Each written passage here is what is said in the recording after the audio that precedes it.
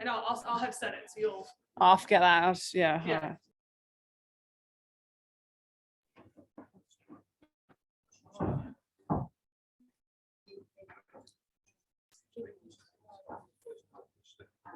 How was your travel here? Good. Smooth? Yeah. Good. Not too bad. Hey, how are you? Good. Yeah, it's nice, isn't it? Once I heard you.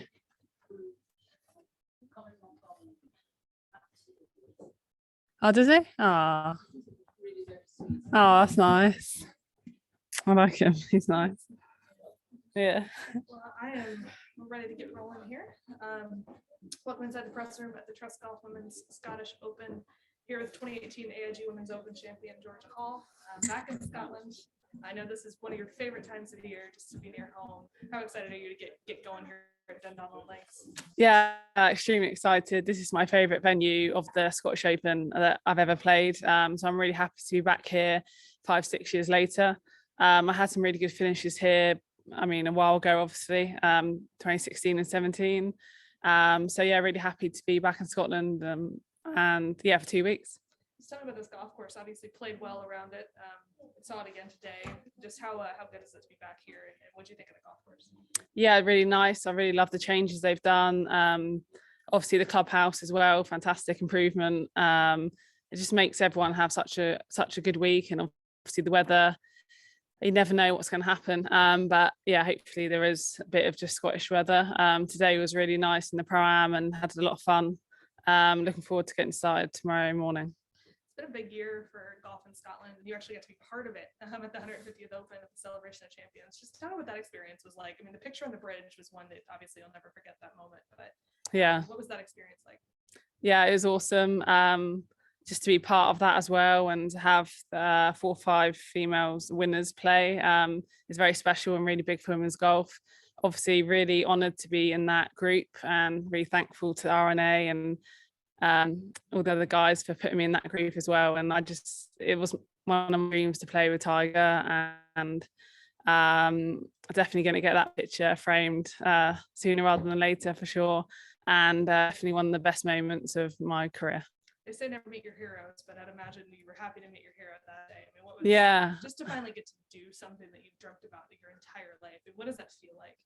I mean, incredibly special. I'd never thought I'd get the chance, to be honest, especially as he is kind of getting to the end of his career as well. And at St Andrews as well, probably the last time he'll be there. I was just trying to make contact with the ball on the first tee, so I was very happy I played well those 4 holes. Let's just chat a little bit about your game. Obviously played the year's fourth major last week at the Evian, played really well in the final round to get yourself inside the top 10. What did you find at Evian that really worked for you in that last round? Yeah, I mean, to be honest, I've been playing pretty much like that all year. I've had really consistent results, really good results, especially for the first half of my year. Sometimes that's not strong. But yeah, I had a really strong weekend. I have done a few times there at Evian. I think I've had 3 or 4 top 10s out of 5 years. So I really like the golf course and I play well there. And obviously a great start to this run of events now.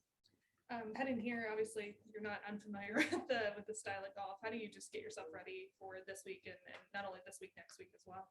Yeah, just silly. I mean, really just try not to over prepare. This is my favorite type of golf.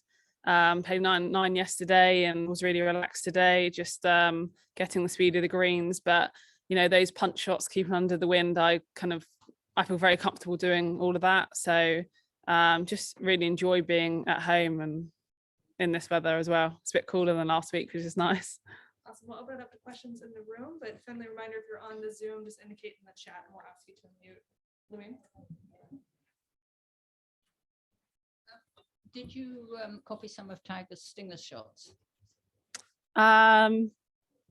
Not really, because I've done that for a long time myself, and I created that shot and I found out what's best for me to hit that kind of shot.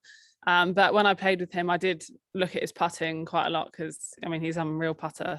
So it's nice to get some tips from Rory as well. Okay. And is the Scottish weather, you know, hot one moment and then freezing the next, do you find that actually quite attractive and challenging, or what do you really think about it? Yeah, I think I really love the weather. Feel very comfortable in it. I think, when the wind gets up as well, it's a lot of fun and makes things a lot more interesting. I feel that I can visualize shots better as well when there's a bit of wind, and I really enjoy playing in it. It doesn't faze me at all. So, and also we only get 2-3 weeks of this a year, so I just want to make the most of it. And what would be your optimum kind of day for a round of golf? Weather-wise, I mean, definitely no rain, but just 15-mile-an-hour wind, probably 10-15. I want a bit of wind, just because I think that's what links golf is, and it'd be a shame not to play in some wind. What tips did Rory give you? I mean, more on putting, we saw the same. I mean, he sees Brad, and I saw him last year for lessons, so we were just talking about that, and the way we both struggle sometimes on left to right putts. And I started using a line on the golf ball last week for the first time in a couple of years, and because we briefly spoke about that, and I putted probably the best I have this year, so I'm going to continue to do that. But it's just nice to get some inside information as well and speak to someone who's done it all. And was there anything else you want to share, or stuff that you don't want to share that he told you? No, not really. It's more like personal stuff as well, stuff that's not to do with golf, which is quite nice because that's all we do. So it's nice to just find out other things about him. So let's just talk about your golf this season. I mean, in addition to last week's T8, you have 4 other top 20s. What are your better years? I feel like thus far. Do you feel like you're trending in the right direction, and do you feel like that win is going to come? Yeah, definitely. Like I said, it's definitely the highest finishes I've had all year this year out of my career, and I've been in contention 2-3 times. Even KPMG, I was top 5 going in with a few holes left, and it's really big for me to get high in those majors, especially in the US. I had my highest finish ANA this year. So yeah, just even. I mean, last week I ended up only a few shots from winning. So just if I keep doing that and feel like I'm kind of knocking on the door, then I'm very happy. And I know that like a win would come if I keep doing that. And you have won this year. I mean, out in the LAT. Yeah. Back in March. How important is it to you to play on the Ladies European Tour? And how important is it to win out there for your confidence? Yeah, definitely. I mean, on the LET, when I do play, I find myself maybe slightly more in contention, and I think it's really good to be on top of those leaderboards as much as anyone can. Good to deal with the pressure. I really enjoy coming back to play LET because that's where I started my golf, and I love Europe. I love just getting on a 2-3 hour flight. I love the golf courses here as well. So when I do get to play, which isn't a lot, I try and make the most of it. And obviously the win in Saudi was great for me, leading start to finish, winning by 5 shots. So I really enjoyed that week. We'll have some questions on the Zoom. Beth Ann, if you'd like to unmute your mic. Yes. Hello. Hi, Georgia. Hello. I wanted to ask you what your experience is at Muirfield. Have you been there before? No, never been there. First time. What are you most looking forward to about that week, next week?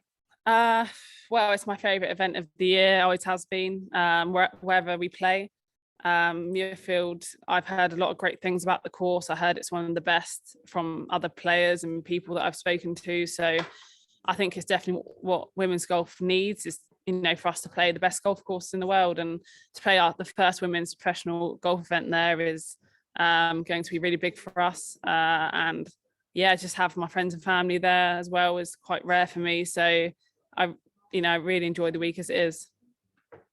And then going back to Rory, how much time have you spent around him in the past? Yeah, we met a few times. So it was really nice just to see him again. We spoke a few times in the past as well.